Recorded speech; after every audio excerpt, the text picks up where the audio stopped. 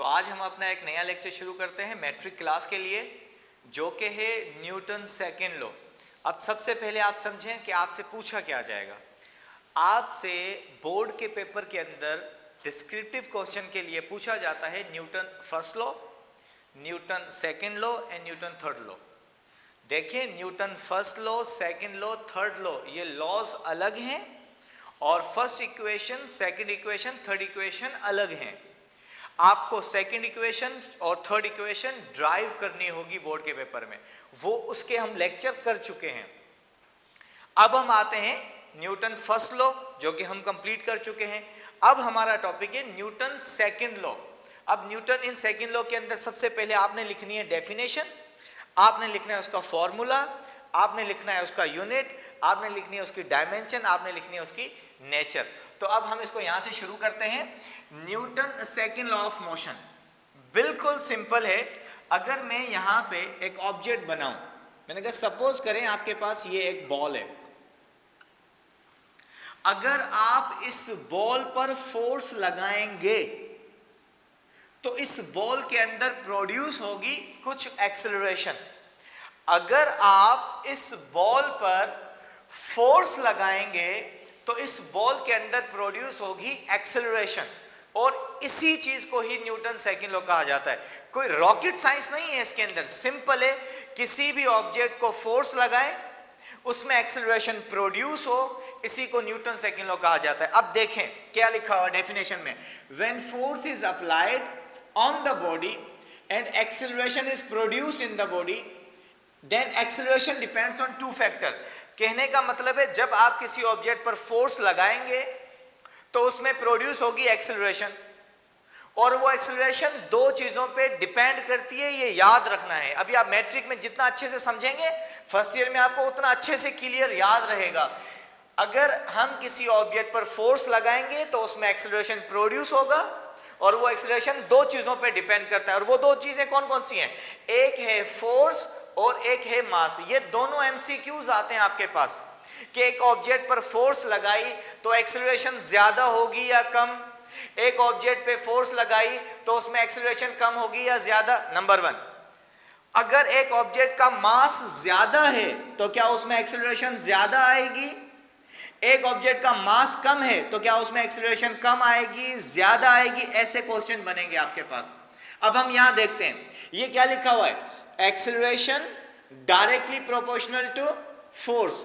ये एक्सेलरेशन, ये directly proportional, और ये force. Acceleration is directly proportional to force. ये आपने मैथमेटिक फॉर्म में लिखा, और ये इंग्लिश में भी लिख दिया आपने कि जी acceleration is directly proportional to force. यहां आपने लिखा acceleration is inversely proportional to मास।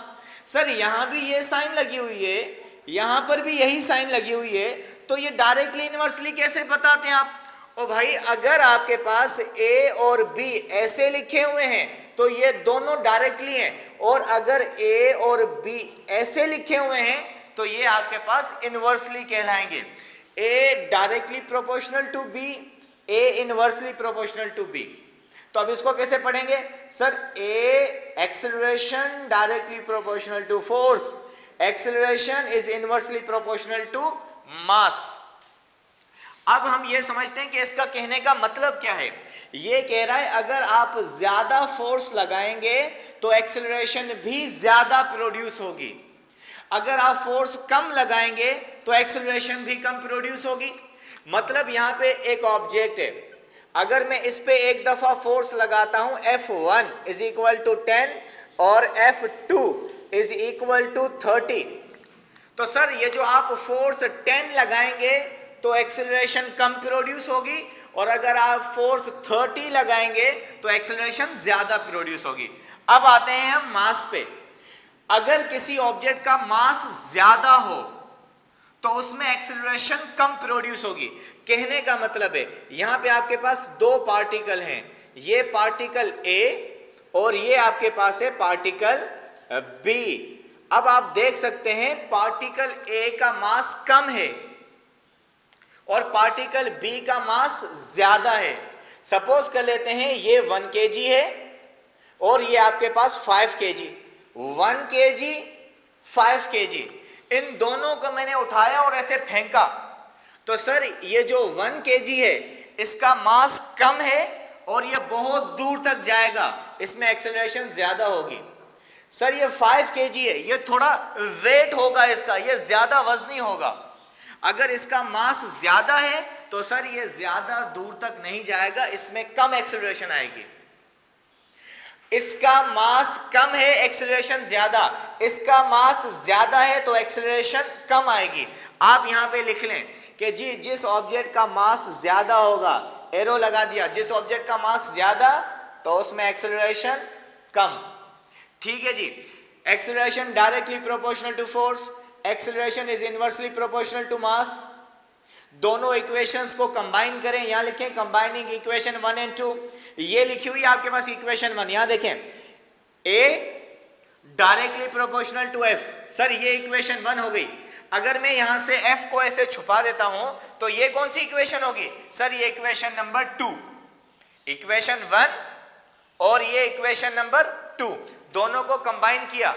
जब आप ये साइन ऑफ प्रोपोर्शनलिटी रिमूव करेंगे तो आपके पास आएगा के कांस्टेंट। और ज्यादातर पूछा जाता है ये के कांस्टेंट की वैल्यू क्या होती है, समझिएगा इसको। A directly proportional to force, A inversely proportional to mass. Sign of proportionality को रिमूव किया तो उसकी जगह आपके पास आया के। ये एम यहां पे डिवाइड हो रहा है, वहां जाके मल्टीप्लाई, तो यहां क्या रह जाएगा? के और एफ। इस के की वैल्यू होती है 1।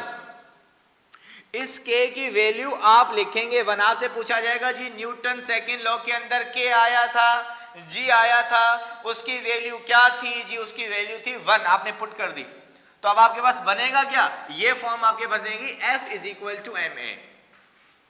ठीक हो गया? F is equal to M A. अब ये क्या लिखा हुआ है? ये दोनों यहां पे क्या लिखे हुए हैं? M और A प्लस हो रहे हैं। सर अगर प्लस होते तो इनके बिटवीन में प्लस आता, अगर माइनस होते तो माइनस आता, और अगर डिवाइड होते तो भी डिवाइड की साइन यहां पर लगती।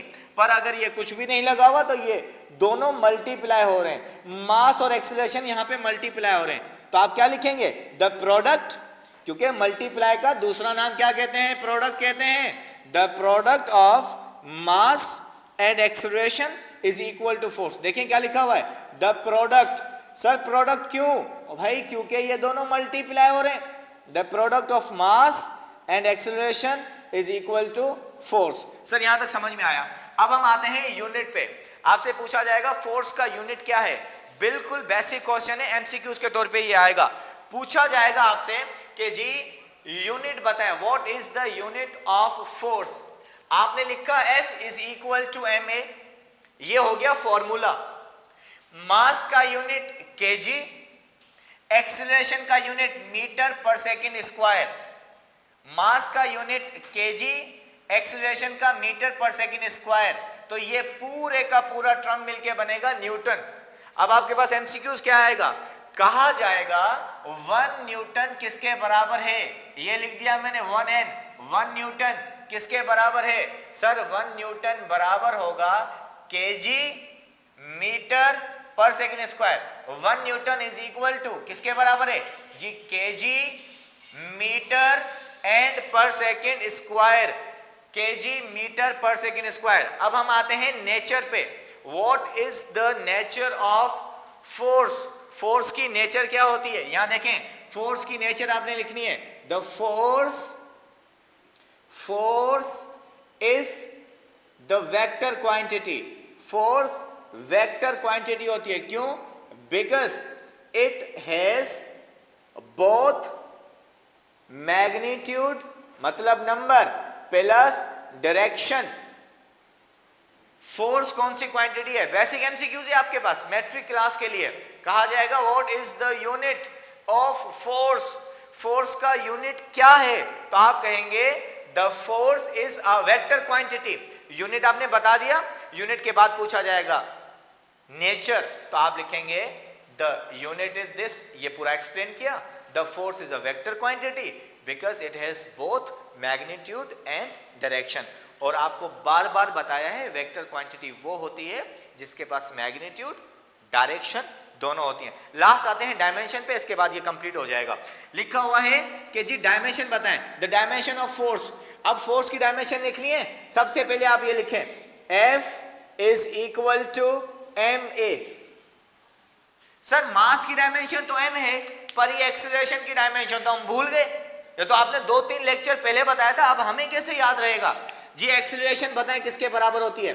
Sir acceleration is equal to velocity divided by time.